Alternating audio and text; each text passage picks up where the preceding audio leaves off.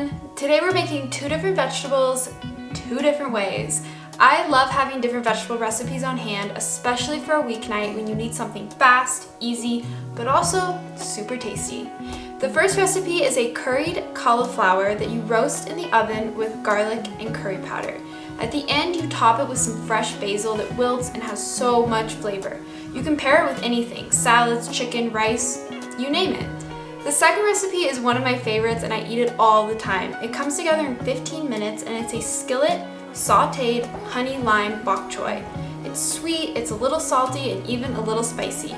You can pair it with steak, chicken, rice. Again, it's up to you. They're so versatile and I'm so excited to show you guys how to make them. So let's get started.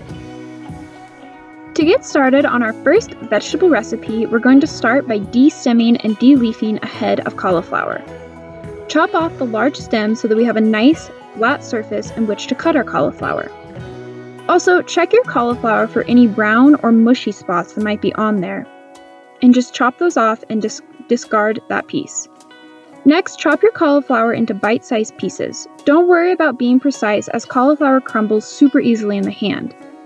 I also like to check my cauliflower for any large stem bits that might be hard to digest. I leave most of it in because it actually roasts down quite nicely. Add your cauliflower to a cookie sheet after you're done cutting it for roasting. Next, chop 2 garlic cloves and add that to the cookie sheet as well.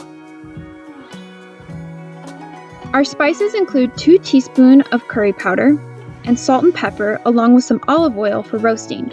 Pop it in the oven at 350 to begin the roasting process. Next, prep our basil. Set aside a fresh leaf of basil for topping. Then wash the rest and chop it until you have about a cup of basil. When the cauliflower has been roasting for about 20 minutes, it should be nice and golden and starting to crisp. Sprinkle the basil on top and then pop it back in the oven for about 5 minutes to begin wilting and crisping along the edges. Top with that sprig of fresh basil, some flaky salt, and enjoy. Our next recipe is our bok choy. We're going to be cutting our bok choy into strips like you're seeing here. When you chop the ends off, check for any remaining dirt or little bugs that might be in the end and wash them out. Chop all of your bok choy till you have a large pile like this. To a skillet, add some butter and olive oil.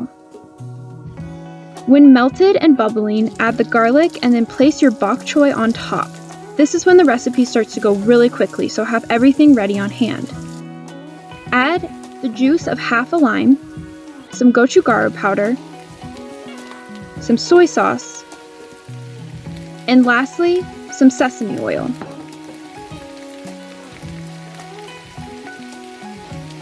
Give that a stir, and then we're going to do a generous drizzle of honey. And that's it.